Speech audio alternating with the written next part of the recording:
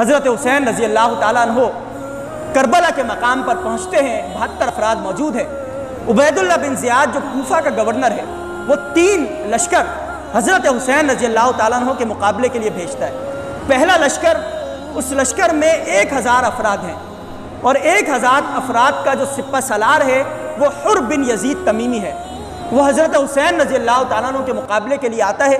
حضرت حسین اس سے کچھ گفت و شنید فرماتے ہیں، کچھ بات چیت کرتے ہیں، تو وہ حضرت حسین سے متاثر ہوتا ہے اور عبید اللہ بن زیاد کی مخالفت کرتے ہوئے حضرت حسین کے لشکر میں شامل ہو جاتا ہے، اور بعد میں وہ بھی شہید ہوتا ہے۔ دوسرا لشکر عبید اللہ بن زیاد بھیجتا ہے جو 4000 افراد پر مشتمل، اور اس لشکر کا جو سپہ سالار ہے وہ حضرت سعد بن ابی وقاص رضی اللہ تعالیٰ عنہ کے بیٹے حضرت عمر ہے۔ حضرت سعد بن ابی وقاص رضی اللہ تعالیٰ عنہ وہ صحابی ہیں کہ جو غزوہ احد میں نبی کریم صلی اللہ علیہ وسلم کے ساتھ کھڑے ہیں، اور نبی کریم صلی اللہ علیہ وسلم ان کو تیر اٹھا کر دے رہے ہیں اور فرما رہے ہیں کہ سعد تم پر میرے ماں باپ قربان ہو جائے۔ ان کے بیٹے حضرت عمر رضی اللہ عنہ حضرت حسین کے مقابلے کے لیے آتے ہیں، حضرت حسین سے متاثر ہوتے ہیں اور مقابلہ کرنے کے بجائے عبید اللہ بن زیاد کے مخالف ہو جاتے ہیں۔ وہ پھر تیسرا لشکر بھیجتا ہے، جس لشکر کا سپہ سالار شمر ہے۔ شمر انتہائی ظالم شخص ہے، انتہائی جابر شخص ہے۔ وہ حضرت حسین رضی اللہ تعالیٰ عنہ کو 10 محرم الحرام کو کربلا کے مقام پر شہید کر دیتا ہے۔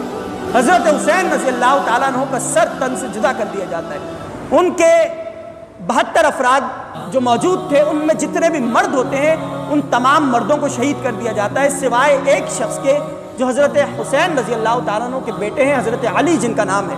بعد میں ان کا نام زین العابدین پڑا، اور پھر حضرت حسین رضی اللہ تعالیٰ عنہ نبی کریم صلی اللہ علیہ وسلم کے خاندان کا جو سلسلہ نسب چلا وہ امام زین العابدین رضی اللہ تعالیٰ عنہ سے چلا۔ یہ جو جتنے بھی سید اور سادات ہمارے درمیان موجود ہیں وہ سارے امام زین العابدین رضی اللہ تعالیٰ عنہ کے سلسلہ نسب سے تعلق رکھنے والے اور ان کے خاندان سے تعلق رکھتے ہیں۔ حضرت حسین رضی اللہ تعالیٰ عنہ کو کربلا کے مقام پر شہید کیا گیا۔ ان کو شہید کرنے کے بعد ایک تھال میں ان کا سر رکھ کر عبید اللہ بن زیاد کے دربار میں پہنچایا گیا، اور پھر عبید اللہ بن زیاد نے یزید کے دربار میں پہنچایا۔ یزید کے ہاتھ میں ایک چھڑی ہے، وہ اس چھڑی کے ذریعے حضرت حسین رضی اللہ تعالیٰ عنہ کے چہرے کو، کبھی گالوں کو کبھی ہونٹوں کو مار رہا ہے، اور بڑے غرور اور تکبر کے عالم میں یہ بات کہہ رہا ہے کہ تم میری خلافت کا انکار کرنے کے لیے چلے تھے اور میرے مقابلے میں آئے تھے، دیکھو میں نے تمہارا کیا حشر کیا۔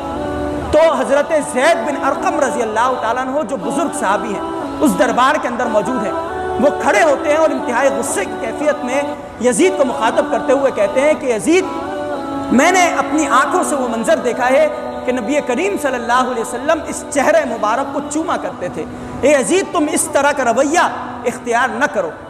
تو حضرت زید رضی اللہ تعالیٰ عنہ نے یزید کو منع کیا۔